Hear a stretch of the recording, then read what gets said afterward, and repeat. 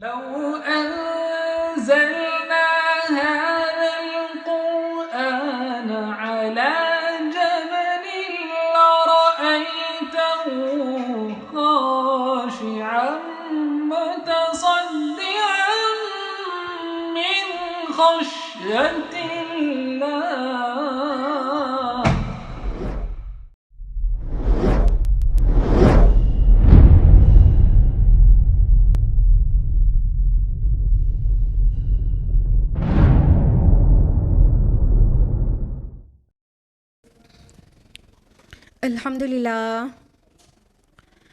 الحمدللہ رب العالمین والصلاة والسلام علی رسولہ الکریم وعلی آلہ واصحابہ اجمعین اما بعد واعوذ باللہ من الشیطان الرجیم بسم اللہ الرحمن الرحیم یا ایھا الناس قد جاءتکم موعظۃ من ربکم وشفاء لما فی الصدور وہدی ورحمۃ للمؤمنین. بسم اللہ الرحمن الرحیم. قد افلح المؤمنون الذین هم فی صلاتهم خاشعون. بسم اللہ الرحمن الرحیم. رب اشرح لی صدری ویسر لی امری واحلل عقدۃ من لسانی یفقہوا قولی. میرے عزیز سامعات، درس قرآن مجید میں آپ سب کا تہہ دل سے خیر مقدم ہے. السلام علیکم ورحمۃ اللہ وبرکاتہ. کیسے آپ سبھی لوگ؟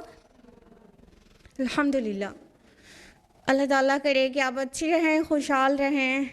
اللہ تعالیٰ آپ کے صحت میں مزید بہتر اضافہ کرے، آپ اچھی رہیں، محفوظ رہیں، اور ساتھ ہی اللہ تعالیٰ آپ کے ایمان میں اضافہ کرے یہاں تک کہ آپ مومنین اور مومنات کے ساتھ جنت میں داخل ہو جائیں. آمین آمین. جزاک اللہ خیر. تو ہم لوگ آج کون سی سورہ کرنے والے ہیں درس قرآن میں؟ ہاں، سب کو پتہ ہے سورہ مؤمنون سٹارٹ ہونے والی ہے. اور لاسٹ ویک ہم لوگوں نے کون سی سورہ مکمل کیا ہے؟ سورۃ الحج. تو آج ہم لوگ 23ویں نمبر کی سورہ سٹارٹ کرنے والے ہیں جو کہ سورہ مؤمنون ہے. تو سورہ مؤمنون، اس سورہ کا نام پہلی ہی آیت سے ماخوذ ہے. قد افلح المؤمنون پہلی آیت ہے، وہیں سے اس کا نام ٹیکن ہے.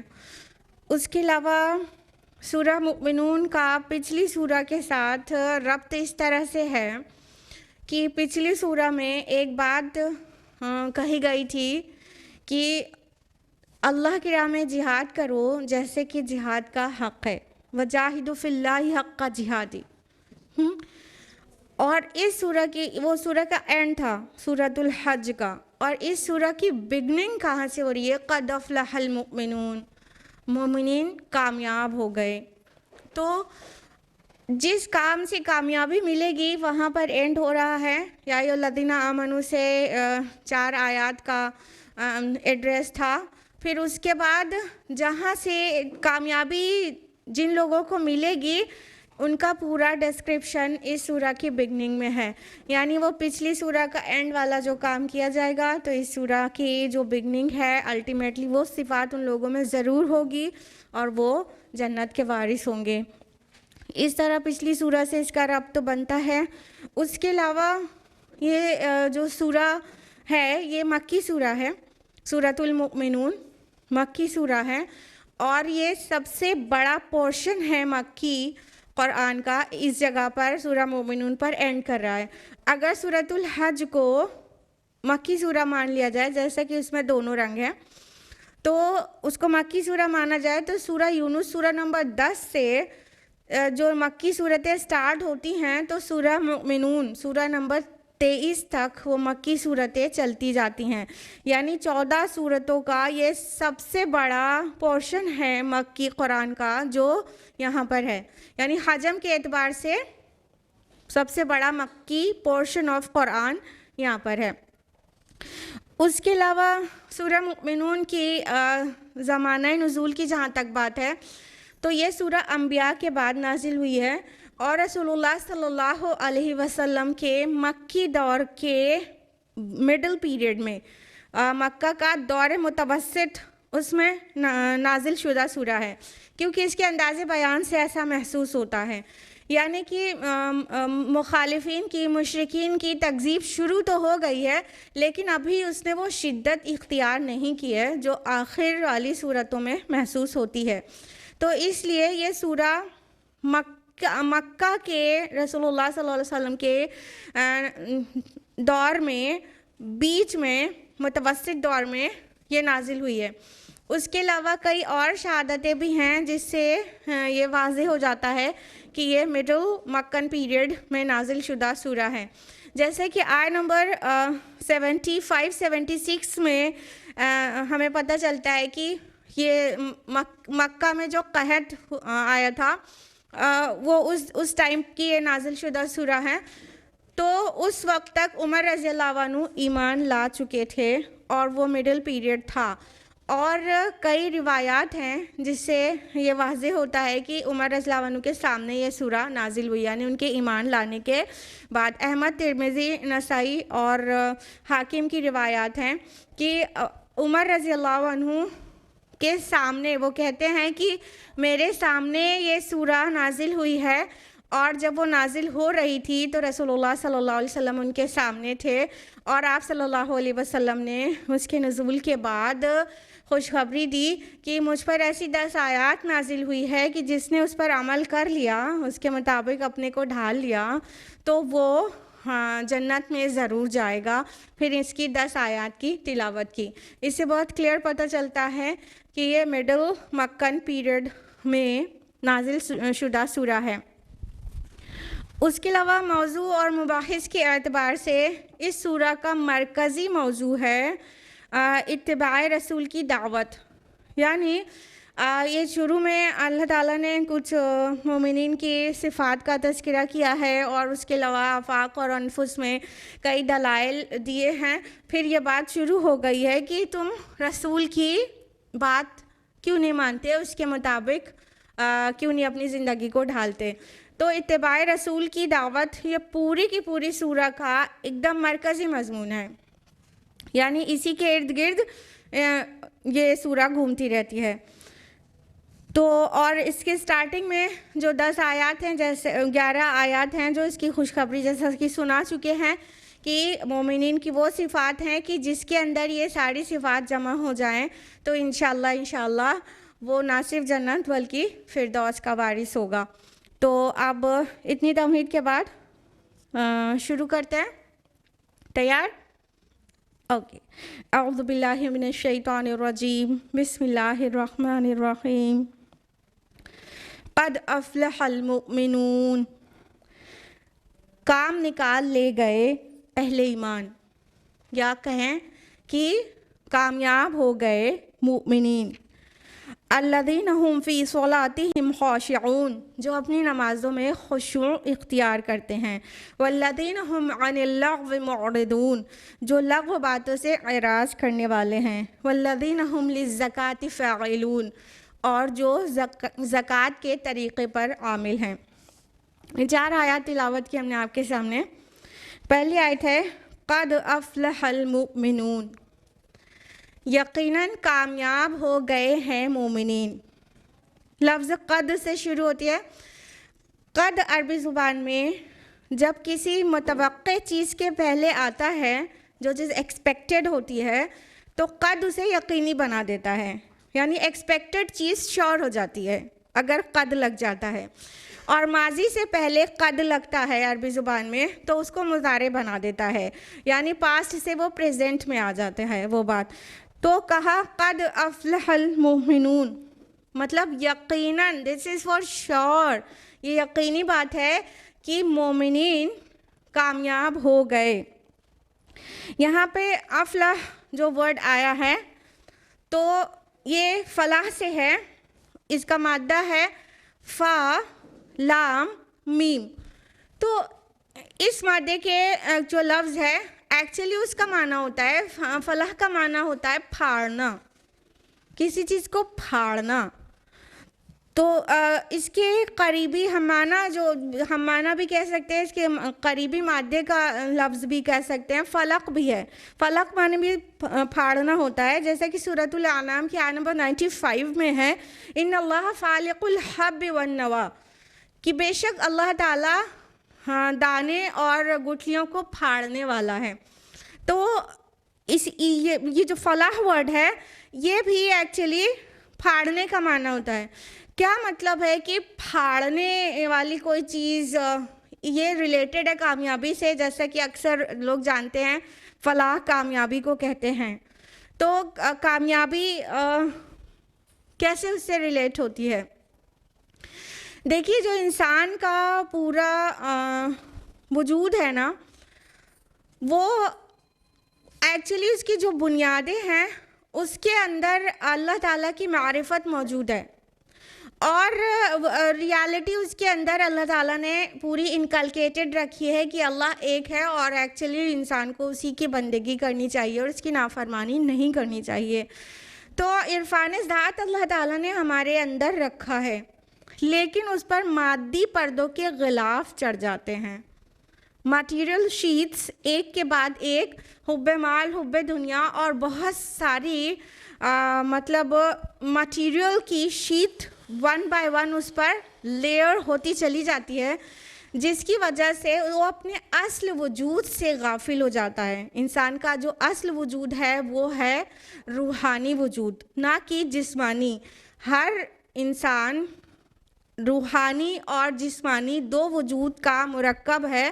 تو جسمانی وجود تو ہمیں یاد رہتا ہے، بھوک لگتی ہے کھانا کھاتے ہیں، پیاس لگتی ہے پانی پیتے ہیں، بیمار ہوتے ہیں ڈاکٹر کے یہاں جاتے ہیں، تو ہم اپنے جسمانی وجود سے بہت زیادہ اویئر ہیں، لیکن ہم اپنے روحانی وجود کو بھول گئے ہیں. اور اس روح میں جو اللہ سبحانہ و تعالیٰ کی ذات کا عرفان موجود ہے، معرفت موجود ہے، اس پر بڑے بڑے موٹے موٹے پردے پڑ جاتے ہیں.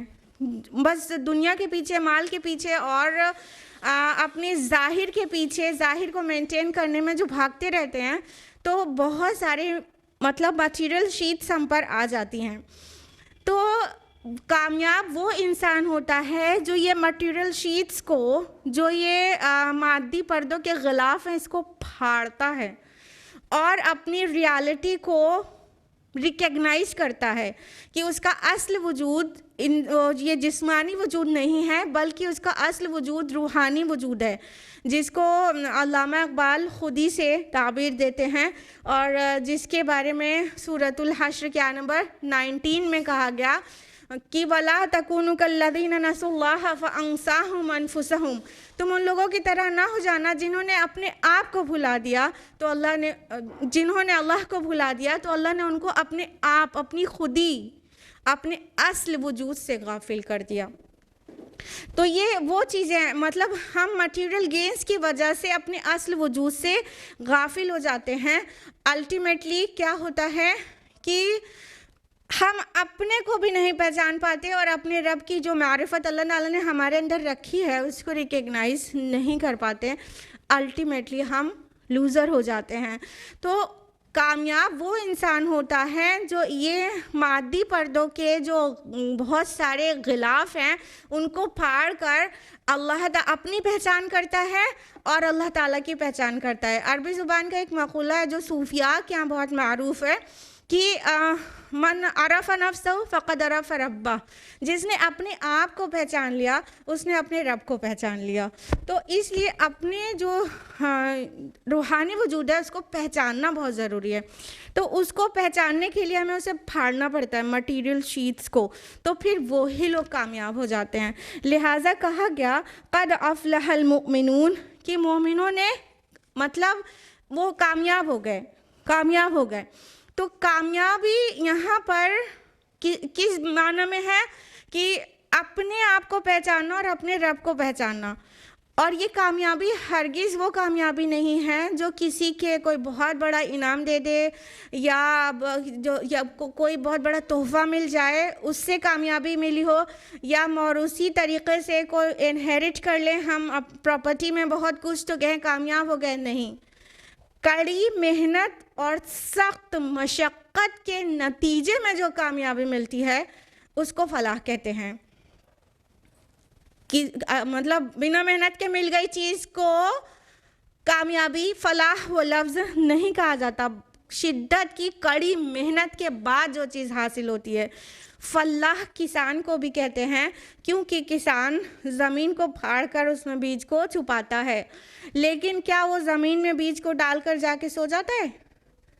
پھر وہ 4 مہینے کے بعد خالی ہارویسٹنگ کرنے کے لیے آتا ہے؟ بتائیے.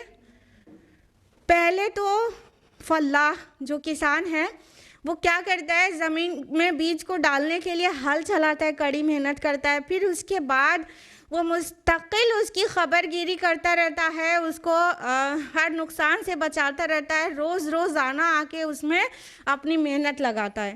بہت زیادہ کڑی محنت کے بعد پھر وہ ٹائم آتا ہے جب وہ ہارویسٹنگ کرتا ہے، وہ اپنی فصل کاٹتا ہے، تو وہ کہلاتا ہے کہ وہ کامیاب ہو گیا. تو اس طرح جب کڑی محنت کے بعد جو کامیابی ملے گی آخرت میں، اس کو فلاح کہتے ہیں. لیکن اسلام میں کامیابی کا تصور بہت کنفائنڈ نہیں ہے. ہم اپنی زندگی میں کامیابی کا تصور کیا کرتے ہیں، کوئی ڈگری ڈپلومہ مل گیا تو کامیاب ہو گئے، بہت ہائی سیلری جاب مل گئی تو کامیاب ہو گئے. یہی سب ہمارے نظروں میں کامیابی کا تصور ہے. لیکن اسلام اتنا محدود نہیں ہمیں نظریہ دیتا، ہمیں بہت بڑی کامیابی کو کامیابی کہتا ہے. اس میں دنیا اور آخرت دونوں کی کامیابی ہے. ٹھیک ہے. لیکن افسوس کی بات یہ ہے کہ ہمارے اور آپ کے نزدیک بھی جو آخرت کی کامیابی ہے وہ نجات لفظ سے ہم نے اس کو وہ کر لیا، جاننا شروع کر دیا، جبکہ یہ جو لفظ نجات ہے یہ قرآن مجید میں آخرت کی کامیابی کے لیے کہیں آیا ہی نہیں ہے، بلکہ اس کے جو دوسرے مذاہب میں اس کے دوسرے الفاظ موجود ہیں، جیسے موکش پراپت کرنا کہتے ہیں، ٹھیک ہے، نرواڑ کہتے ہیں، سیلویشن کہتے ہیں کرسچینٹی میں، یا مکتی کہتے ہیں ہندوازم میں. تو یہ ادر ریلیجن میں ہم مکتی، موکش، نرواڑ، سیلویشن یہ سب جو الفاظ جانتے ہیں، ان کا جو کانسیپٹ ہوتا ہے وہ کیا ہے کہ جو دنیا ہے نا یہ دکھوں کا گھر ہے، یہاں بہت دکھ ہیں، صرف دکھ ہی دکھ ہیں. بدھزم میں تو بس صرف دکھ ہی دکھ ہیں. پھر ان دکھوں سے نکل کر سکسیس ملتی ہے تو کہتے ہیں کہ وہ بالکل موکش پراپت کر لیا اس نے. ٹھیک ہے، وہ ان دکھوں کے چکر سے نکل کر کامیاب ہو گیا. تو یہ چکر ان کا مطلب جو چکر مانتے ہیں دنیا کو اور دکھوں کا گھر مانتے ہیں، ان کے نزدیک کامیابی یہ ہے کہ نجات مل جائے، موکش مل جائے، سالویشن ہو جائے. کرسچینٹی کا کیا عقیدہ ہے کہ مطلب انسان جو ہے اوریجنل سن میں پیدا ہوتا ہے. اوریجنل سن کس کو کہتے ہیں کہ ان کے باپ اور ماں نے گناہ کیا تھا، آدم اور حوا نے، تو by birth every human being is سنفل، اور وہ اس سن سے کبھی باہر نہیں آ سکتا انٹل پھر انہوں نے اس کا ایک وہ نکالا سلیوشن کی بلیو کریں جیزس کرائسٹ کے کروسیفکشن پر. تو جو بھی یہ مانے گا، یہ عقیدہ رکھے گا کہ مسیح علیہ السلام تمام لوگوں کے گناہ کو لے کر خود کروسیفائی ہو گئے، سولی پر چڑھ گئے، جو یہ عقیدہ مان لے گا تو پھر اس کا سالویشن ہو جائے گا. تو ان کے ہاں بھی نجات کا یہ تصور ہے. اسلام میں فلاح کا یہ تصور نہیں ہے، نجات ورڈ نہیں آیا ہے، فلاح ورڈ آیا ہے جو کڑی محنت کے بعد ملتی ہے. تو یہ دنیا، اللہ کے نبی نے فرمایا الدنیا مزرع الآخرہ، یہ دنیا آخرت کے لیے کھیتی ہے. تو ہمیں یہاں کڑی محنت کر کے یہاں فصل لگانی ہے عمل کی. تو ہمارے جو اعمال ہیں یہ ہم ایک طرح سے اس کو کر رہے ہیں اور اپنے کو گارڈ کر رہے ہیں، کہیں کچھ غلط نہ ہو جائے، کہیں ہمارا سول امپیوریفائی نہ ہو جائے، کہیں گندگی اس کو نہ لگ جائے، یعنی ہمیں جھوٹ بولنے کی عادت نہ پڑ جائے، ہمیں غیبت، چغلی یہ سب نہ کرنے لگ جائے. کہنے کا مطلب کوئی بھی امپیورٹی وہ ہم کو نہ لگنے پائے. پورے ٹائم اپنے کو گارڈ کرتے رہیں. جیسے ایک کسان اپنی فصل کو بیج ڈال کے سو نہیں جاتا، پورے ٹائم اس کو گارڈ کرتا ہے. پھر جا کے ایک وقت آتا ہے اور اس کے اوپر محنت ہی کرتا ہے، بہت کڑی محنت کرتا ہے، پھر جا کے ایک وقت آتا ہے کہ وہ اپنی فصل کو کاٹ پاتا ہے، پھر وہ خوش ہو جاتا ہے اور کہتے ہیں وہ کامیاب ہو گیا۔ تو اس طرح ہمیں اپنی دنیا میں اپنے اعمال کے ذریعے ہمیں اپنی فصل لگانی ہے، تو آخرت والے دن ہم وہ ہارویسٹنگ کریں گے، تو اس کو قرآن نے کہا کامیاب ہو گیا، فلاح اس کو کہا، اس کامیابی کو فلاح کہا۔ تو کہا مومنین فلاح پا گئے، انہوں نے اپنے اوپر پڑے ہوئے مٹیریل شیٹس کو پھاڑ دینے میں کامیاب ہو گئے، اور اس کو مٹیریل شیٹس کو پھاڑ کر اپنی سیلف کو ریکگنائز کیا، اور اللہ سبحانہ و تعالیٰ کی ذات کو اور اس کے صفات کے ذریعے، قرآن کے ذریعے اس کی معرفت حاصل کی، اور پھر وہ اپنے آپ کو پیور کیا انہوں نے، تو الٹیمیٹلی وہ لوگ کامیاب ہو گئے۔ اب تھوڑا سا مکہ کا ہم پورا آپ کو تاریخی پس منظر بھی پتہ ہونا چاہیے جب یہ سورہ نازل ہو رہی ہے۔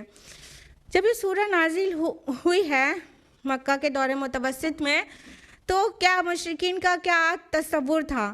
رسول اللہ صلی اللہ علیہ وسلم ان کو کہہ رہے تھے اللہ ایک ہے، اس پہ بلیو کرو، اور میں اللہ کا میسنجر ہوں، اور یہ قرآن کی طرف میں تمہیں بلاتا ہوں، یہ اللہ کی طرف سے آتی ہے، ان کو دعوت دے رہے تھے۔ اور وہ کیا کہہ رہے تھے کہ مطلب یہ کہتے ہیں کہ اثر و کسرا کے خزانے ان کے ہاتھ لگ جائیں گے، یہ کامیاب لوگ ہیں، یہ مطلب اپنی جوتیاں پٹکاتے پھرتے ہیں یہ مکے کی گلیوں میں۔ اللہ کو اپنا رسول بنانا ہوتا تو کسی طائف اور مکہ کے کوئی بہت بڑے رئیس آدمی کو کیوں نہیں بنا لیا اس نے؟ تو اس طرح سے تکذیب کر رہے تھے، اور ان کے نظر میں وہ لوگ بڑے کامیاب تھے اور بڑے دولت مند تھے، بڑے نام والے تھے، اور ان کے پاس لیڈرشپ تھی۔ تو اللہ تعالیٰ نے کہا کہ ایکچولی کامیاب مومنین ہو گئے، تمہاری نظر میں جو کامیابی کا تصور ہے وہ بالکل غلط ہے، یہ غلط تصور ہے۔ یہ دنیا ایک امتحان گاہ ہے، یہاں پر کسی کو ملنا، کسی کو نہیں ملنا، کسی کو کم، کسی کو زیادہ ملنا، یہ کامیابی کا سمبل ہے ہی نہیں اور ناکامی کا سمبل، بلکہ یہ ایک ایگزامینیشن ہال ہے، اور یہاں پر جو کچھ بھی ہے وہ ایک رول پلے کی طرح ہے جو اوور ہو جانے والا ہے۔ اصل کامیابی یہ ہے جو آخرت میں ملے گی، اور یہی مومنین جن کو کوئی خاطر میں نہیں لانا چاہ رہا، جن کو چھوٹا دیکھ رہے ہیں اور غریب دیکھ رہے ہیں اور پریشان حال دیکھ رہے ہیں، ایکچولی انہوں نے کامیابی کا سودا کیا ہے، یہ کامیاب ہو گئے، اور وہ نامراد ہو جائیں گے جو لوگ رسول کی مان کر نہیں دے رہے ہیں۔ تو اس ماحول میں یہ آیات نازل ہو رہی ہیں کہ مومنین نے کامیابی پائی ہے اور مشرکین نے نہیں، جو تکذیب کر رہے ہیں وہ ہرگز کامیاب نہیں ہوئے ہیں۔ اگلی آیت ہے الذین هم فی صلاتہم خاشعون، جو اپنی صلاح، اپنی نمازوں میں خشوع اختیار کرتے ہیں۔ صلاح ورڈ جو ہے یہ عربی زبان کا ہے، اس کا جو روٹ ہے وہ ہے صاد لام یا، جس کا معنی ہوتا ہے، صلاح سنگولر میں ہے یہاں پر اور اس میں جنس میں آیا ہے، اس کا معنی ہے، صلاح کا معنی ہوتا ہے اقدام الی الشیء، کسی چیز کی طرف متوجہ ہونا، بڑھنا، اور اس کا ایک معنی دعا بھی ہوتا ہے۔ تو صلاح کیا ہے؟ بندہ اللہ کی طرف متوجہ ہوتا ہے، اللہ اکبر تکبیر تحریمہ کہہ کے وہ ساری دنیا کی چیز کو پیچھے ڈال دیتا ہے، ٹھیک ہے، اللہ کی طرف متوجہ ہوتا ہے اور آف کورس اس سے دعا کرتا ہے۔ تو صلاح کا یہ معنی ہوتا ہے، اور اتنا ہی نہیں، کہا گیا سورہ احزاب سورہ نمبر 33 آیت نمبر 56 میں ان اللہ و ملائکۃ یصلون علی النبی، بے شک اللہ اور اس کے فرشتے نبی پر صلاح بھیجتے ہیں۔ تو آپ صلاح اللہ کی طرف منسوب کیا جائے تو اس کا کیا مطلب ہوتا ہے؟ اس کا مطلب اللہ تعالیٰ کا رحمت، شفقت اور محبت اور عنایت کے نظر سے بندے کی طرف متوجہ ہونا ہوتا ہے۔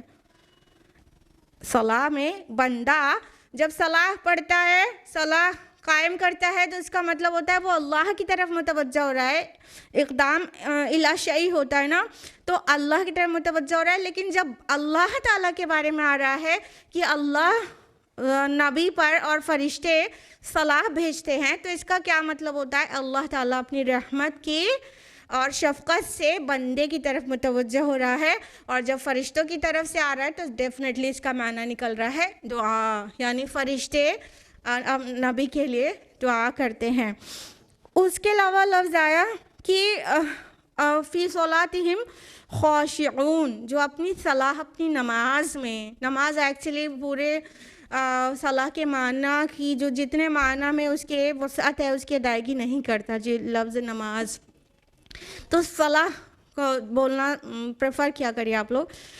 تو جو اپنی صلاح اپنی نماز میں خشوع اختیار کرتے ہیں، یہ خشوع خاشعون جو ورڈ آیا ہے تو یہ خاشع کی جمع ہے، خاشع خشوع سے ہے، خشع سے ہے۔ خشع کا مطلب کیا ہوتا ہے؟ جھکنا، دبنا، عجز و انکساری دکھانا، کسی کے سامنے بالکل جب پورے باڈی ڈھیلی ہو، ٹائٹ نہیں ہو، ڈھیلی ہو کے کسی کے سامنے ادب سے جھک جائے تو اس کو خشوع کہتے ہیں۔ ایکچولی خشوع دل کے جھک جانے کا نام ہے، خشوع دل کے جھک جانے کا نام ہے۔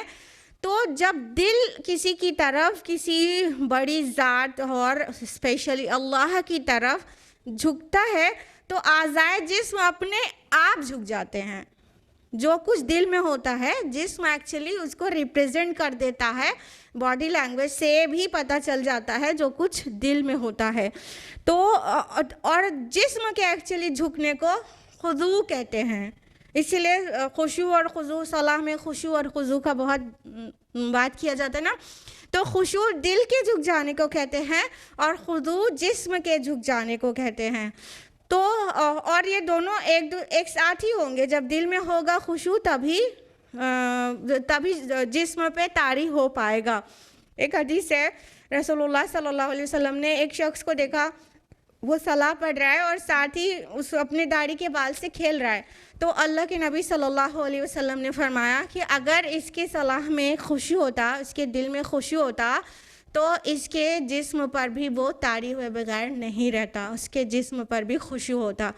تو ایکچولی خشوع جو ہے دل کی کیفیت کا نام ہے، کہ ایک خصوصاً صلاح میں کہ ہم خالق کائنات، خالق دو جہاں کے سامنے کھڑے ہیں، جیسی ہیبت طاری ہونی چاہیے، جیسا جسم میں جھرجھری اور کپ کپی ہونی چاہیے، جس سے پورا جسم ایک دم نرم پڑ جائے، کھالے ملائم ہو جائے اور کوئی جوڑ اکڑا ہوا نہ رہ جائے، اس کیفیت کو خشوع کہتے ہیں۔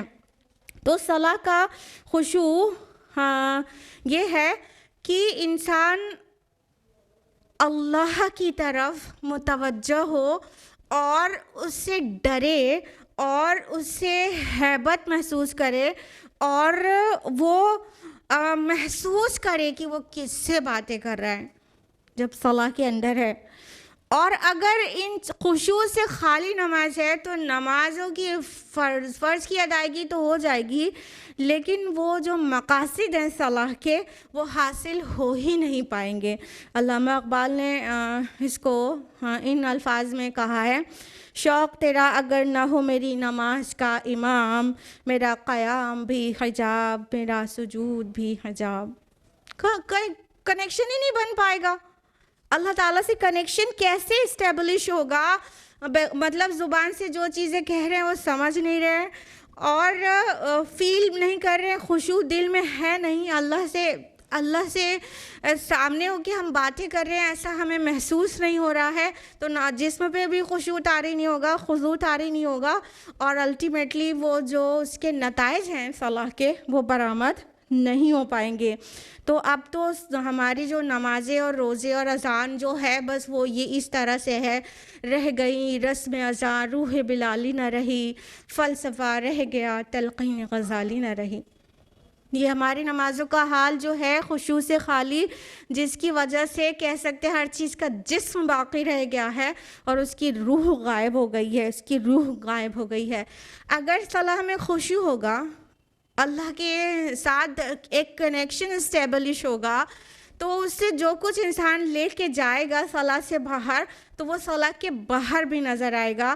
کہنے کا مطلب برائیوں سے اسے صلاح اس کی روک دے گی. جیسا کہ فرمایا اللہ تعالیٰ نے سورہ عنکبوت سورہ نمبر 29 آیت نمبر 45 میں ان الصلاۃ تنہی عن الفحشاء والمنکر کہ بے شک صلاح بے حیائی اور برائی سے روکتی ہے. ہر قسم کی برے فعل سے، چاہے چھپا ہوا ہو چاہے کھلا ہوا ہو، فحش سے بھی منکر سے بھی، دونوں طرح کی برائی سے صلاح روکتی ہے. لیکن کیا ہے کہ ہماری نمازوں میں خشوع ہے نہیں. ہم جیسے ایک چیز مطلب پابند کر دیا گیا ہو اور سجدے لگا کے اٹھ جاتے ہیں اور کچھ محسوس ہی نہیں ہوتا، اللہ تعالیٰ سے کوئی کنیکشن محسوس نہیں ہوتا، جس کے نتیجے میں ہمارے زندگی میں کوئی بھی طرح کی تبدیلیاں نہیں آ رہی ہیں، کچھ بھی فرق نہیں آ رہا ہے. جیسے ہم صلاح کے پہلے ہوتے ہیں ویسے ہی بعد میں بھی ہوتے ہیں. اسی وجہ سے کیا ہے کہ سوسائٹی میں آن دا ہول کوئی چینج نہیں آ پا رہا ہے. ورنہ 5 وقت نمازی جھوٹ بولے ایسا ہو نہیں سکتا تھا، دھوکہ دے سے سوال پیدا نہیں ہوتا، وعدہ خلافی کی وہ سوچ بھی نہیں سکتا، خیانت کے تو وہ قریب بھی نہیں پھٹکے گا ہر ایک بات سے. اور پھر فحش اور بے حیائی اور عریانیت کیسے ممکن ہو سکتا ہے کہ ایک انسان صلاح بھی پڑھے، نماز بھی اپنے رب کے حضور کھڑا ہو اور اس کے بعد جا کے گالی بھی بکے؟ ایسا نہیں ہو سکتا. یہ سب تبھی ہو سکتا ہے جو جیسا کہ ہو رہا ہے کہ ہم سمجھتے کچھ نہیں ہیں. تو صلاح میں خشوع لانے کے کچھ ٹپس دیتے ہیں، فٹافٹ اس کو نوٹ کریے کہ آپ صلاح کے میں خشوع لانے کے لیے ضروری ہے کہ جو کچھ ہم بولتے ہیں اسے سمجھا کریں. یعنی ہمیں جو کچھ قرآن یا دعائیں اذکار جو ریسائٹ کرنا ہے وہ سب کچھ ہمیں سمجھ میں آنا چاہیے. پریزنٹ مائنڈڈ رہنے کی بہت زیادہ کوشش کریں، اور جب دماغ کسی طرف بھٹکے تو جیسے ہی احساس ہو جائے کہ ہم کہیں اور سوچ رہے ہیں اس کے بعد فوراً وہاں سے واپس آئیں، واپس سٹاپ کر کے سوچتے نہیں چلے جائیں. اس کے علاوہ قرآن کو نیا آیات حفظ کریں تاکہ ہر دن ہر ہفتے نئی آیات پڑھا کریں، نہ کہ جو بچپن سے رٹا دیا گیا ہے، میکینیکل ہو چکا ہے، لاسٹ کی 10 صورتیں وہی پڑھتے رہیں تو پورا پریزنٹ مائنڈڈ رہے بغیر بھی اس کو پڑھ لیتے ہیں. تو نئے آیات حفظ کرتے رہیں گے تو پھر انشاءاللہ اس کو پریزنٹ مائنڈڈنس کے ساتھ ہی پڑھ پائیں گے. اس کے علاوہ صلاح میں جانے سے پہلے تھوڑا سا آدھا منٹ تک 30 سیکنڈ تک کھڑے ہوں اور اپنے ذہن کو تیار کریں کہ ہم سب کچھ پیچھے ڈال کر اور جا رہے ہیں اپنے رب سے ہم کلام ہونے. تو تھوڑا 30 سیکنڈ کھڑے رہیں، پہلے ذہناً اپنے کو تیار کر لیں، پھر صلاح کے اندر داخل ہوں. اس کے علاوہ اور جو اذکار پڑھے جاتے ہیں صلاح میں، رکوع میں اور سجدے میں، وہ سارے اس کے مختلف اذکار ہیں. تو الگ الگ چھوٹی چھوٹی دعائیں وہ جو رکوع کی ہیں، سجدے کی ہیں، وہ سب یاد کریں. الگ الگ نمازوں میں الگ الگ دعائیں پڑھیں تاکہ وہ پریزنٹ مائنڈڈنس کے ساتھ پڑھنا آپ کے لیے بالکل ہی ضروری ہو جائے. تو اس طرح یہ کچھ ٹپس فالو کریں گے تو انشاءاللہ صلاح میں خشوع آ سکے گا. حالانکہ یہ سب کچھ کرنے کے بعد بھی سب سے زیادہ جو چیز متاثر کرے گی وہ ہے ایمان. پہلی آیت میں ایمان کے بارے میں بات کی گئی ہے، دوسری آیت میں صلاح اور خشوع کی. تو ایمان مضبوط ہوگا تو صلاح میں خشوع آئے گا، اور صلاح میں خشوع رکھیں گے تو ایمان مزید مضبوط ہوگا، اور مضبوط ہوگا تو اور خشوع آ پائے گا، اور مضبوط ہوگا تبھی آ پائے گا. ایمان ہمارا کمزور رہے، ہمارے نماز کے باہر جانے کے بعد رب کی نافرمانیاں کرتے رہیں اور ایمان مزید کمزور ہوتا چلا جائے تو پھر ہم سوچیں کہ اس کے بعد والی نماز میں بہت اچھے خشوع سے پڑھ سکیں گے، تو وہ سارے ٹپس بھی کوئی بھی کام نہیں آ پائیں گے اگر ایمان کمزور ہی رہا. تو یہ ایمان کے اوپر ورک کرنا بہت امپورٹنٹ ہے. تو صلاح مومنین کے متعلق کیا کہا جا رہا ہے کہ وہ لوگ کامیاب ہو گئے، یا ریورس انجینئرنگ کریے، جن کے اندر یہ ہوگا وہ کامیاب ضرور ہوں گے، اور جو کامیاب ہونے والے لوگ ہیں یعنی وہ صحابہ، ان کے اندر یہ ضرور ہے. دونوں طرح سے سمجھتے چلیے کہ صحابہ کے بارے میں کہا جا رہا ہے وہ ایسے تھے، اور ہمارے بارے میں کہہ سکتے ہیں، کہا جا رہا ہے اگر ایسا بننا ہے تو یہ صفات اپنے اندر جذب کرو، عمل کرو ایسی چیزوں پر. صلاح کا رول ہماری سوسائٹی میں بھی بہت زیادہ ہے، جیسا کہ صلاح کا ایک نظام ہے، اجتماعی نظام۔ افسوس کے ساتھ خواتین کے لیے ہمارے بر صغیر کی مساجد میں، اکثر مساجد میں خواتین کا نظم نہیں رہتا باجماعت صلاح پڑھنے کا، لیکن مردوں کے لیے وہ نظام ہے اس کا 27 ٹائمز امپورٹنٹ زیادہ ثواب ملتا ہے جماعت سے پڑھنے کا، وہ پوری سوسائٹی کو بھی متاثر کرتا ہے۔ یعنی کہ پورا سوسائٹی میں ایکوالٹی مینٹین ہوتی ہے، یعنی شولڈر ٹو شولڈر کھڑا ہونا ہے۔ ایک بادشاہ ہو سکتا ہے، اس بغل میں کھڑا ہو فقیر ہو سکتا ہے، ایک بہت امیر ہو اس کے بغل میں ہو سکتا ہے کوئی بہت غریب کھڑا ہو، تو ان سبھی کو شولڈر ٹو شولڈر کھڑا ہونا ہے وداؤٹ اینی گیپ۔ تو وہ یہ سوشل ایکوالٹی مینٹین کرتی ہے، اور مسجد میں پابندی سے 5 وقت کی جماعت کے ساتھ صلاح پڑھنے سے مسجد جو سینٹر ہے، جو ایکچولی اس ٹائم پر نہیں ہے، جو سینٹر ہے مسجد اسلام کا، کہ وہاں مختلف ایشوز ڈسکس ہوں گے، مختلف اناؤنسمنٹس ہوں گے، تو وہ ساری چیز جو مسجد میں پابندی سے صلاح پڑھنے یعنی کہ جماعت کے ساتھ پڑھنے سے سوسائٹی میں بہت سارے بینیفٹس لے کر آتی ہے۔ تو یہ جو نماز ہے نا، یہ اجتماعی زندگی کی تطہیر کے لیے اور اس کے فاؤنڈیشن کے لیے، فارمیشن کے لیے، اس کی کامیابی کے لیے اور اس کے پیوریفیکیشن کے لیے اور اس کے ڈسپلن کے لیے بہت امپورٹنٹ ہے اجتماعی نمازیں جو جماعت سے پڑھی جاتی ہیں۔ تو وہ لوگ کامیاب ہوں گے جو صلاح کی میں خشوع اختیار کرتے ہیں۔ آیت نمبر 3 ہے والذین هم عن اللغو معرضون، جو لغو باتوں سے اعراض کرتے ہیں۔ لغو کیا ہوتا ہے؟ بے مطلب بات، لا یعنی، فضول، وین، بیکار، لا حاصل باتیں یا چیزیں یا عمل، وہ ساری چیزیں لغو کہلاتی ہیں جس کا آخرت میں کوئی فائدے کا نتیجہ ہی برآمد نہ ہو، وہ سب چیزیں لغو کہلاتی ہیں۔ بنا مطلب گھنٹوں دوستوں کے ساتھ گاسپس کرنا، اس کے علاوہ سوشل میڈیا پر اور موبائلز پر نان اسٹاپ لگے رہنا، اور مارکیٹ میں یہاں وہاں گھومتے پھرنا بنا ضرورت کے، بغیر خریداری کے، یہ ساری چیزیں لغو ہیں۔ ہم آپ کو کچھ اسٹیٹسٹکس بتانا چاہیں گے کہ کس قدر انسان اپنا ٹائم کو ویسٹ کر رہا ہے۔ ایک رپورٹ پبلش ہوئی تھی ٹائمز آف انڈیا میں ایپ اینی کے ذریعے، تو اس کی 2021 کے سروے کے مطابق 4.7 آورز ایک پرسن پر ڈے موبائل پر خرچ کر رہا ہے، ایوریج۔ کچھ لوگ 10 گھنٹے بھی فون پر ہوتے ہیں، جو 10 منٹ 5 منٹ آدھے گھنٹے ہی فون یوز کرتے ہیں، ان کو ملا کے ایوریج بنا ہے، سمجھ رہے نا؟ تو کچھ لوگ 10 گھنٹے تک بھی موبائل فون یوز کر رہے ہوتے ہیں۔ ایوریج 4.7 آورس کا ہے، 4.7 آورس ایوریج پرسن وہ موبائل کا استعمال کر رہا ہے۔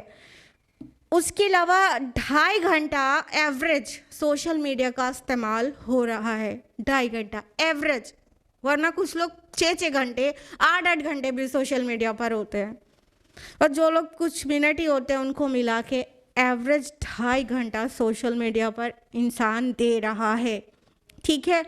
اس کے علاوہ مارکیٹ میں بنا مقصد کے گھومنا، اس کا ایک سروے رپورٹ نکالی نومبر 8 2019 میں ہندوستان ٹائمز میں ایک سروے کی رپورٹ پبلش ہوئی تھی، جس کے مطابق only 47.1% visitors go to mall to shop، یعنی آدھے سے زیادہ مال وزٹرز شاپنگ کے لیے نہیں گئے ہوتے ہیں، تفریح کے لیے گئے ہوتے ہیں، سیر و تفریح کے لیے، کچھ نہیں، لیجر ٹائم کے لیے۔ ہاں، تو اتنا ٹائم ہے لوگوں کے پاس، اتنا ٹائم ہے لغو میں انڈلج ہونے کے لیے، جبکہ مومنین کا جو طریقہ ہوتا ہے وہ یہ کہ وہ لغو سے بہت پرہیز کرتے ہیں۔ یہ مت سمجھیے کہ مطلب لغو میں انڈلج کرنا ہمارے دین اور ہمارے ایمان کے لیے ہارمفل نہیں ہے، بالکل ہارمفل ہے، بہت بڑا والا ہارمفل ہے۔ लव में इंडल्ज होना, वेन चीज़ों में लग जाना, ये मोमिन का काम ही नहीं होता। मोमिन के लिए कहा गया सूरह फुरकान सूरह नंबर 25 आय नंबर 72 में कि वैज़ा मर्रू बिल्लग़्व मर्रू किरामा, जब उनका गुज़र लग़्व से होता है तो वो तहज़ीब के साथ गुज़र जाते हैं। यानी कहने का मतलब ये कि ऐसा नहीं है कि आपके हाथ में मोबाइल नहीं है, आपके हाथ में आता है मोबाइल, आप फेसबुक पे चले गए लेकिन तहज़ीब से गुज़र जाएं, जिस काम के लिए गए करके वापस आ जाएं। आपके हाथ में मोबाइल फ़ोन है, आप फ़ोन पे बात कर सकते हैं लेकिन ज़रूरत की बात करके रख दें, ये है मतलब तहज़ीब से गुज़र जाना। मर्रू किरामा, बड़ी ही शाइस्तगी के साथ उससे निकल जाते हैं। ठीक है, कहीं गॉसिप्स हो रही है और वहाँ वो आपके फ्रेंड्स ही हैं सभी, इंसान बैठना चाहता है उनके साथ कुछ अच्छी बातें करने, लेकिन वो लोग गॉसिप के मूड में हैं तो उठ के चला गया, वहाँ पे रुका नहीं। कोई जब्र नहीं कर देता है आपको लग़्व में इंडल्ज करने के लिए। तो मोमिनीन का ये अमल इस तरह से होता है क्योंकि मोमिन बाय नेचर सीरियस होता है। सीरियस इन द सेंस गंभीर वो वाला नहीं, सीरियस इन द सेंस कि वो मकसदियत के साथ ज़िंदगी और वक्त को गुजारता है। उसको ठीक से पता होता है कि ये जो ज़िंदगी है ना वो क्या है, वो एग्ज़ामिनेशन हॉल की तरह है। कोई बेवकूफ़ ही एग्ज़ामिनी होगा जो एग्ज़ामिनेशन हॉल में बैठ के मोबाइल पे गेम खेलता रहे, कोई करेगा? और अगर कोई करेगा तो आप उसे क्या कहेंगे, कितना बेवकूफ़ है, पूरा टाइम निकल रहा है एग्ज़ाम का और ये मोबाइल पर गेम खेल रही है। तो कोई एग्ज़ामिनेशन हॉल में बैठ के लग़्व में इंडल्ज नहीं हो सकता ना। तो मोमिन को हर लम्हा इस बात का एहसास रहता है कि वो दुनिया में इम्तिहान के लिए आया है और ये दुनिया इम्तिहान गाह है और उसे अपना पर्चा फिल करना है as much as he can. उसको जितना ज़्यादा अच्छे अमाल उसमें डाल सकता होगा वो डालने की कोशिश करता है, इसलिए हमेशा ही बिज़ी होता है। उसके पास इतनी फुर्सत नहीं होती कि 2.5 घंटा और 5-5 घंटा सोशल मीडिया पे गुजारे। मोमिन के पास इतनी फुर्सत कभी भी नहीं होती। और मोमिनीन के लिए तो जो जन्नत की खुशखबरी है उसमें ये खुशखबरी भी दी गई है, ला तस्मऊ फ़ीहा लाग़िया, कि उसमें कोई भी लग़्व बात नहीं सुनेंगे। यानी मोमिन को तो लग़्व बात सुनना भी नागवार होती है। बेवजह की गॉसिप्स हो रही है, हा हा हु बेवजह की हो रही है, उसे जहर लगता है। मोमिन अपने मकसद पे फोकस्ड होता है और फिर वो लग़वियात जहाँ पर चल रही होती है उसका दिल तो लगना दूर, उसे जहर लगता है। इसलिए जन्नत में लग़्व बात उसे सुनने को नहीं मिलेगी। Excuse me.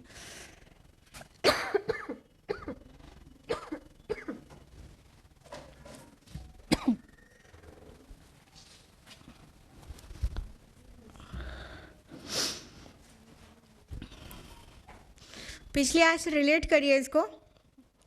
पिछली आयत में क्या कहा, अल्लज़ीना हुम फ़ी सलातिहिम ख़ाशिऊन, वो जो अपनी सलाह में खुशूई इख्तियार करते हैं। ये आयत में क्या कहा जा रहा है, वल्लज़ीना हुम अनिल लग़्व मुअरिदून, जो लग़्व से वेन टॉक से परहेज़ करते हैं। यानी हमारी सलाह का खुशू इसलिए भी नहीं है कि वेन में इंडल्ज हो जाते हैं, लग़वियात में लग जाते हैं, इसलिए चाहे सर नीचे पैर ऊपर करके सलाह पढ़ें कभी खुशू नहीं आएगा। अगर एक नमाज के बाद दूसरी नमाज में हमारा दिल ऐसे फ़ोन में लगा रहता है कि किसी तरह नमाज मुकम्मल करें और देखें किसका नोटिफिकेशन मैसेज का आया था तो किसका मैसेज था। अगर इतनी बुरी तरह से हम फ़ोन में एकदम से चिपके हुए हैं और इस तरह लग़्व में हमारा दिल लगा रहता है तो सलाह में खुशू आ ही नहीं सकता। और अगर चाहता है बंदा कि सलाह में खुशू पैदा हो तो पहले अपनी ज़िंदगी से लग़्व को दूर करना होगा। जितनी बेमतलब बेफ़ायदा फजूल बातें हैं उससे दूर होना होगा। तीनों आयत को रिलेट करिए। सबसे पहले कहा गया क़द अफ़लहल मुमिनून, समथिंग रिलेटेड टू ईमान।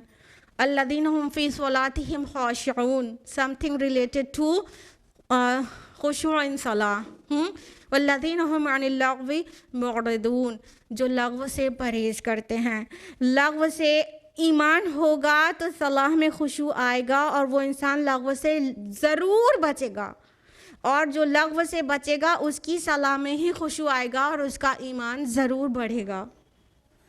اور اگر ہم اس آپس میں اس کا رشتہ قطع کر کے چاہیں صلاح میں خشوع ہو جائے یا ہم بہت ہائی ایمان والے صحابہ کی طرح ہو جائیں تو ایسا نہیں ہوتا، ایسا نہیں ہوتا. جو طریقہ بتایا گیا ہے ویسا ہی کرنا ہوگا. ہم یہ اچھی طرح سے سمجھ کے رکھیں کہ ہمارے پاس جو وقت ہے وہ مہلت ہے، اور ہم ٹی پی نہ کریں. ٹائم پاس کیا ہے؟ ٹائم پاس، ٹائم نہیں کٹ رہا. وقت کاٹنے کی چیز نہیں ہوتی، ٹائم پاس کرنے کی چیز نہیں ہوتی، یوٹیلائز کرنے کی چیز ہوتی ہے. اگر آپ وقت کو کاٹیں گے تو ایکچولی یہ خود دو دھاری تلوار ہے، یہ آپ کو کاٹ ڈالے گا. تو یہ ٹی پی ٹائم پاس کو بنا لیجئے ٹی پی ٹرننگ پوائنٹ، اور پھر ٹرن ہو جائیے اللہ کی طرف، اور اس ٹی پی کو بنا لیجئے ٹف پریکٹس. اس کے بعد ہی جنت مل سکتی ہے. بہت سخت کڑی محنت کریں اور ٹائم کو پاس نہیں کریں. کیا کریں؟ اس کو یوٹیلائز کریں اور جان لیجئے کہ ڈیسٹینیشن صرف دو ہی ہے، جنت یا جہنم، بیچ کی کوئی جگہ نہیں ہے. اگر آپ کے پاس فری ٹائم ہے تو ایسا نہیں ہے کہ آپ جنت میں جانے کے کام نہیں کر رہے ہیں، بلکہ آپ جہنم میں جانے کا کام کر رہے ہیں جب آپ کچھ بھی نہیں کر رہے ہیں تو بھی. کیونکہ اس ٹائم میں آپ کچھ پروڈکٹیو کر سکتے تھے. آپ کی عمر اور جوانی کا بھی سوال ہوگا نہیں ہوگا؟ 5 سوال سب کو پتہ ہے نا. 2 سوال ریلیٹڈ ٹو ٹائم ہیں کہ عمر کہاں کھپائی اور جوانی کہاں صرف کی. اس کے بغیر ہلنے نہیں دیا جائے گا روز آخرت، ہلنے نہیں دیا جائے گا قیامت کے. کوئی پیر اپنا نہیں ہلا سکے گا جب تک 5 سوالوں کا جواب نہ دے. ترمذی کی حدیث ہے. اور دو سوالات جو ہیں وہ کیا ہے؟ ٹائم سے ریلیٹڈ ہے. تو کیا جواب دیں گے؟ اگر ٹائم کلنگ کر رہے ہیں یا ٹائم پاس کر رہے ہیں تو پھر مطلب جنت میں جانے کے کام نہیں کر رہے ہیں تو الٹیمیٹ ریٹرن کدھر ہوگا؟ جہنم میں. اس لیے لغو سے اپنے آپ کو بہت زیادہ بچانے کی کوشش کریں، نہیں تو یہ بربادی وقت بھی ایک جرم ہے اور یہ سیدھا جہنم کے گڑھے میں لے کے اتار دے گا. مت سمجھیے کہ لغو میں انڈلج ہونا کوئی گناہ کی بات نہیں ہے. مومن کبھی ایسا نہیں کرتا، وہ بہت ہوش مند ہوتا ہے اپنے وقت کا اور فوکسڈ رہتا ہے اپنے مشن پر، اور اس کی وجہ سے اسے کہیں بھی ٹائم نہیں ملتا کہ وہ انڈلج ہو. بس سارے زمانے کا اسٹیٹس ہی چیک کر رہے ہوتے ہیں. ہم کو سمجھ نہیں آتا کہ اتنا وقت لوگوں کے پاس ملتا کہاں ہے. جتنے واٹس ایپ اسٹیٹس لگے ہوتے ہیں سب کو چیک کرنا ہوتا ہے ہم کو. وہ اپنا اسٹیٹس دکھا رہے ہوتے ہیں کہ ان کے پاس اور کوئی کام ہی نہیں ہے کہ اسٹیٹس ہی اپڈیٹ کر رہے ہیں واٹس ایپ کا، اور ہم اپنا اسٹیٹس دکھا رہے ہوتے ہیں کہ ہر ایک کا اسٹیٹس چیک کر رہے ہیں. اتنی فرصت رہتی ہے. فیس بک پہ گھنٹوں اسکرول کر رہے ہوتے ہیں. دوست لوگ بیٹھ گئے یا تو فون لگا دیا تو 2 گھنٹہ 1.5 گھنٹے فون پہ ہی بات ہو رہی ہے. کتنا وقت ہے لوگوں کے پاس؟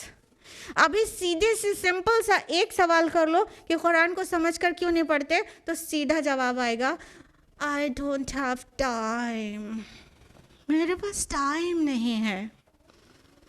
قرآن کو انڈرسٹینڈ کرنے کے لیے، اپنی ہدایت کے لیے ٹائم نہیں ہے، اور اس کے بعد بیٹھ کر ہم ٹی پی کر رہے ہیں، ٹائم پاس کر رہے ہیں، اور کتنے گھنٹے ہم موبائل پر خرچ کر رہے ہیں. جن کے وہاں ٹیلی ویژن ہے وہ ٹیلی ویژن میں پرائم ٹائم بھولتے نہیں ہیں.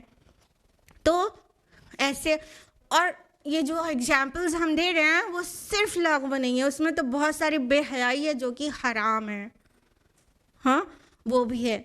تو اپنے آپ کو لغو اور بے حیائی کے کاموں سے بچائیں اپنا دامن، اور فوکس ہو جائیں ان صفات پر جو ان آیات میں کہی گئی ہے. اور یہ مومنین کی بڑی پیاری عمدہ صفات ہیں جو آیت نمبر 11 تک رہیں گی، آیت نمبر 9 تک صفات ہیں. پھر 2 آیات میں خوشخبری ہے کہ مومن کے اندر جو دل آویزی ہے وہ ان صفات کے حامل ہونے سے ہے. علامہ اقبال کہتے ہیں خام ہے جب تک تو ہے مٹی کا ایک انبار، تو پختہ ہو جائے تو ہے شمشیر بے زنہار. تو پہلے اپنے اندر یہ ساری صفات لانا ہوگا، شمشیر بے زنہار تب بن پائیں گے. اور کہتے ہیں فرشتے کہ دلاویز ہے مومن، تو مومن دلاویز تب بن پائے گا جب یہ قرآن نے جو صفات بیان کی ہے اس کو اپنے اندر انسٹل کرے. اس طرح کے سملر ٹائپ کی آیات سورہ معارج میں بھی ہے، آیت نمبر 19 to 35. اس کو آپ کا ہوم ورک ہے، اس کو بھی اسٹڈی کریے گا. یہ آپ کا درس میں چلتا رہے گا اور سورہ معارج کو آپ اسٹڈی اپنے آپ کر لیجیے گا. آیت نمبر 4 ہے والذین هم للزکاۃ فاعلون، اور جو ہر دم اپنے تزکیے کی طرف متوجہ رہتے ہیں، یا یہ کہیں کہ جو زکوٰۃ کے طریقے پر عامل ہیں. یہاں پر جو لفظ زکوٰۃ ہے وہ جو فقہی زکوٰۃ ہے وہ مراد نہیں ہے، کیونکہ پہلی بات تو یہ مکی سورہ ہے اور مکہ میں شریعت نہیں آئی تھی، زکوٰۃ کا پورا نظام نہیں بتایا گیا تھا. دوسری بات یہ کہ یہاں پر جو معروف انداز ہے ایتائے زکوٰۃ کا وہ نہ اختیار کر کے یوتون الزکاۃ نہیں کہا گیا، بلکہ للزکاۃ فاعلون کہا گیا، زکوٰۃ کے طریقے پر عامل ہیں. تو یہ ایکچولی جو مدنی صورتوں میں بقرہ، آل عمران اور توبہ اور نساء اور مائدہ، اس میں جو انداز ہے وہ والا نہیں ہے، ایتائے زکوٰۃ والا نہیں ہے. تو زکوٰۃ کا معنی سمجھ لیتے ہیں تو بہتر سمجھ میں آئے گا کہ مکی سورہ میں زکوٰۃ ورڈ آیا تو کیا مطلب ہے. دیکھیے زکوٰۃ کا معنی ہوتا ہے پاکیزگی اور دوسرا معنی ہوتا ہے نشوونما، کسی چیز کو پروان چڑھانا. تو یہ جو پاکیزگی ہے نا، وہ مطلب جب مال سے زکوٰۃ دی جاتی ہے تو مال بھی پاک ہوتا ہے، نفس بھی پاک ہوتا ہے. لیکن جب کہا جا رہا ہے کہ للزکاۃ فاعلون، زکوٰۃ کے طریقے پر عامل ہیں، تو اس سے مطلب پاکیزگی ہی ہوگا، تزکیہ، پیوریفیکیشن، کلینزنگ، یہ مراد ہے. جو کہ تزکیہ نفس کرتے ہیں، ہر دم اپنے آپ کو پیوریفائی کرنے میں لگے رہتے ہیں، مستقل وہ ایسا کوئی کام کرتے رہتے ہیں کہ ان کا نفس پیوریفائی ہو، ان کا سیلف پیوریفائی ہو. تو اور جو لوگ پیوریفائی ہو جاتے ہیں وہ کامیاب ہو جاتے ہیں. قرآن کے مختلف مقامات سے بات ثابت شدہ ہے، جیسا کہ سورۃ الاعلیٰ سورہ نمبر 87 آیت نمبر 14-15 میں قد افلح من تزکیٰ وذکر اسم ربہ فصلی، کامیاب ہو گیا وہ جس نے اپنے نفس کو پاک کیا، پیوریفائی کیا اور اپنے رب کا نام یاد کیا اور صلاح پڑھی. اور سورۃ الشمس سورہ نمبر 91 آیت نمبر 9-10 میں قد افلح من زکاہا، کامیاب ہو گیا وہ جس نے اپنے نفس کو پاک کیا، وقد خاب من دساہا، اور نامراد ہو گیا وہ جس نے اسے دبا دیا، چھپا دیا. تو جو لوگ اپنے نفس کو پیوریفائی کرتے ہیں، جیسا ہم نے بتایا تھا پھاڑنا مطلب ہے فلاح کا، تو وہ مادیت کے پردوں کو پھاڑ کر اپنے نفس کو، اپنے سول کو پیوریفائی کرنا، اپنے جو ڈوز ہیں ان کو کرنے پر آمادہ کرنا، جو ڈونٹس ہیں اس سے اپنے کو بچانا، پلاننگ سیٹ کرنا، پونڈرنگ کرنا، غور کرنا، یہ پیوریفیکیشن کہلاتا ہے. تو یہ تزکیہ نفس جو لوگ کرتے ہیں وہ ایکچولی کامیاب ہوں گے. اب دیکھنے کی بات یہ ہے کہ ہر انسان کے اندر خامی الگ ہے، ہر انسان کی ویکنس دوسری ہے اور ہر انسان کی پرابلمس دوسری ہے. کسی کو بہت جلدی سے جھوٹ منہ سے نکل جاتا ہے، کسی کے وعدہ نبھانے میں پختگی نہیں آ پا رہی ہوتی ہے، کوئی زبان کا بہت زیادہ سخت ہوتا ہے، کوئی کو غصے پہ کنٹرول نہیں ہو رہا ہوتا ہے، تو کسی کے اندر حسد ہے، سب کی پرابلمس مختلف ہیں، کسی کے اندر کچھ زیادہ، کسی کے اندر کچھ زیادہ ہوتا ہے. اور کسی کے لیے کوئی کام آسان ہے، کوئی برائی چھوڑنا آسان ہے، وہ دوسری چھوڑنا مشکل ہے، اور دوسرے کے لیے اس کا الٹا ہے. تو انسان کی جو پرسنالٹی ہے نا، it is like layers of onion, کہ جیسے مطلب انسان سوچتا ہے کہ اب ہم جھوٹ نہیں بولیں گے، آمادہ کیا، اس کے اوپر ورک کر رہا ہے. تو مان لیجئے انین کی ایک لیئر ہٹائی، لیکن اس کی اگلی لیئر تیار ہے کہ ابھی اس کی استغفار کی تو عادت ہے نہیں، ٹھیک ہے. تو ہمیں اسے استغفار کی عادت ڈالنا ہے. ایک ایک کام وہ کرتا رہتا ہے تو اگلے کام سر پہ کھڑے رہتے ہیں نا.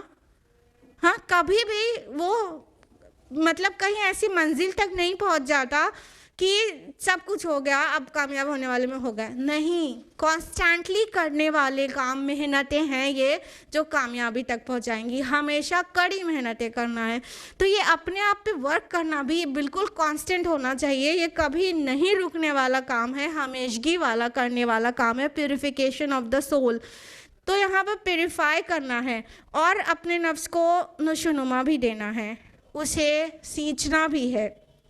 اس کی مثال ایک باغ سے لیتے ہیں. جیسے کوئی گارڈن ہو, کوئی باغ ہو, تو مالی وہاں پر جو پودے, مفید پودے ہیں, اس کی دیکھ بھال کیسے کرتا ہے؟ ایک تو ان پودوں کو کھاد دیتا ہے, پانی دیتا ہے, سن لائٹ کا ارینجمنٹ رکھتا ہے, ٹھیک ہے, وہ کرتا ہے. لیکن اس کے گرد و پیش میں اگر کوئی جنگلی جھاڑ جھنکاڑ نکل آئے تو کیا کرتا ہے؟ اس کی بھی صفائی کرتا ہے نا. کہیں ایسا نہ ہو کہ ان کی جو نشو و نما ہے وہ اس سے افیکٹ ہو جائے. یہ سن لائٹ لے لے, اس کو پوری لائٹ نہیں مل پائے, یا یہ سوائل میں سے زیادہ نیوٹرینٹس یہ کھینچ لے جائیں, مین پودا جو جس کی وہ دیکھ بھال کر رہا ہے اس کو کم ملے, تو وہ جھاڑ جھنکاڑ کو بھی کاٹتا رہتا ہے. تو دو طرح کے کام ہو گئے نا. ایک تو صفائی, جھاڑ جھنکاڑ کو کاٹنا, صفائی کرنا. دوسرا پودے کو نرشمنٹ دینا اور اسے اس کی اچھی گروتھ کے لیے جو بھی ریکوائرڈ چیزیں وہ دینا. دونوں چیز, یہ دونوں کام نا, یہ دونوں ہی کام زکوٰۃ کہلاتا ہے. یعنی اپنے اندر سے جو ایول ڈیزائرز ہیں, ایولز کی طرف انکلینیشن ہے, اس کو دور کرنا, اس کو صفائی دینا, اس کی صفائی کرنا, اور پھر اچھائی کو اپنے اندر شامل کرنا. اچھے اچھے کام کو کرنے کے لیے اپنے آپ کو ہیبیچول بنانا. یہ دونوں کام ملتے ہیں تو یہ زکوٰۃ کا پورا معنی دیتے ہیں, پیوریفیکیشن. تو اس سے تزکیہ نفس بھی مراد ہے, تزکیہ اخلاق بھی مراد ہے, تزکیہ زندگی مراد ہے, تزکیہ مال بھی, اور گرد و پیش کا, سماج کا, معاشرے کا تزکیہ بھی مراد ہے. خالی اپنے اندر تھوڑی نا پاکی کریں گے. جہاں اور گندگی دیکھیں گے, اور بھی لوگ برے برے کام کر رہے ہیں, وہاں پہ بھی پاکی کرنے کی, ان کے نفس کو بھی پاک کرنے کی کوشش کریں گے. تو یہ سب طرح کے تزکیہ والے اعمال جو کرتے ہیں وہ لوگ کامیاب ہوتے ہیں. اب کیا ہے کہ انسان کی نشو و نما میں سب سے بڑی جو رکاوٹ ہے وہ کیا ہے؟ حب دنیا. قرآن شاہد ہے کہ انسان دنیا سے کتنی محبت کرتا ہے. سورۃ الاعلیٰ, سورہ نمبر 87, آیت نمبر 16-17, بل تؤثرون الحیات الدنیا والآخرۃ خیر وابقیٰ, کہ بلکہ تم دنیا کی زندگی سے محبت رکھتے ہو, اس کو اختیار کرتے ہو, اور آخرت تو بہت بہتر اور بہت باقی رہنے والی ہے. انسان دنیا کی زندگی سے محبت کرتا ہے, جلدی ملتی ہے نا. سورہ قیامہ, سورہ نمبر آیت نمبر 20-21 میں فرمایا, کلا بل تحبون العاجلہ وتذرون الآخرہ. ہرگز نہیں, تم تو جلدی ملنے والی دنیا سے محبت رکھتے ہو اور آخرت کو ترجیح دیتے ہو, آخرت کو پشت ڈال دیتے ہو. تو انسان کی ترقی میں, اور روحانی ترقی جس کی ہم بات کر رہے ہیں شروع سے, انسان کی ترقی اور نشو و نما میں سب سے بڑی رکاوٹ ہے حب دنیا. دنیا کے پیچھے دیوانہ ہے. اور حب دنیا کا سب سے بڑا مظہر ہے, سب سے بڑا سمبل ہے حب مال. انسان مال سے دنیا میں سب سے زیادہ محبت کرتا ہے. یہ قرآن اس کو واضح کرتا ہے. سورۃ الفجر, سورہ نمبر 89, آیت نمبر 20 میں, وَتُحِبُّونَ الْمَالَ حُبًّا جَمًّا, کہ تم مال سے جی بھر کے محبت رکھتے ہو. اور سورہ العادیات, سورہ نمبر 100, آیت نمبر 8, وَإِنَّهُ لِحُبِّ الْخَيْرِ لَشَدِيدٌ, کہ وہ مال سے شدید محبت کرتا ہے. اور سورہ ہمزہ, سورہ نمبر 104, آیت نمبر 2-3, الَّذِي جَمَعَ مَالًا وَعَدَّدَهُ, کہ وہ مال کو جمع کر کے رکھتا ہے. یحسب ان مالہ اخلدا, وہ کیا سمجھتا ہے کہ اس کا مال ہمیشہ رہے گا. تو ایکچولی انسان کی سیلف جو ہے اس کی خودی، اس کی انا، اس کی ریئل سیلف جو اس کا ہے، اس کی کامیابی اور ترقی میں سب سے بڑا روڑا حب دنیا ہے، اور اس حب دنیا کا سب سے بڑا سمبل حب مال ہے. اس لیے مال کو بھی دینا پیوریفیکیشن کے لیے ضروری ہے. لہٰذا یہاں مال سے بھی مراد ہے. بعض مفسرین کے نزدیک صرف تزکیہ نفس مراد ہے یہاں پہ زکوٰۃ ورڈ سے، لیکن بعض مفسرین کے نزدیک مال کی اسپینڈنگ بھی مراد ہے. تو بہرحال اسپینڈنگ سے بھی تو نفس پاک ہوتا ہے. جب مال ہی کی وجہ سے ہمارا نفس جو ہے مطلب امپیور ہوا ہے، تو مال کو ہی تو خرچ کریں گے، مال تو ہی تو خرچ کریں گے. تو وہ مال کو خرچ کرنے سے انسان کا نفس اور پیوریفائی ہوگا، اور پھر وہ لوگ جو یہ سارے کام کرتے ہیں وہ کامیاب ہو جائیں گے. تو اپنے آپ کو اس آئینے میں دیکھیں، نظر آ رہے ہیں کوئی؟ قد افلح المؤمنون، مومنوں نے فلاح پالی. الذین هم فی صلاتہم خاشعون، جو اپنی نمازوں میں خشوع اختیار کرتے ہیں. والذین هم عن اللغو معرضون، جو لغو سے وین سے اعراض کرتے ہیں. والذین هم للزکاة فاعلون، اور جو زکوٰۃ کے پیوریفیکیشن کے طریقے پر عامل ہیں. ڈھونڈیے اپنے کو، دکھ رہے ہیں؟ اگر دکھ رہے ہیں تو مبارک، نہیں دکھ رہے ہیں تو یہ چیزیں، یہ صفات اپنے اندر جذب کرنے کی کوشش کریں، تاکہ آگے جو خوشخبری آئے گی نا، اولئک هم الوارثون الذین یرثون الفردوس هم فیہا خالدون، تو ان میں سے ہم لوگ بھی بن سکیں فردوس کے وارث انشاءاللہ. تو آج کے لیے اتنا ہی، ٹائم اپ ہو چکا ہے، اس لیے یہیں پر رکیں گے. اللہ تعالیٰ سے دعا ہے کہ ہم سبھی کو قرآن مجید پڑھنے، سمجھنے، غور و فکر کرنے اور عمل کرنے کی توفیق عطا فرمائے، اور یہ سارے صفات سورۃ المؤمنون کی ہمارے اندر اللہ تعالیٰ جذب کر دے، تاکہ ہم بھی کامیاب ہو جانے والوں میں ہو جائیں. آمین یا رب العالمین. وآخر دعوانا الحمد للہ رب العالمین. والسلام علیکم ورحمۃ اللہ وبرکاتہ.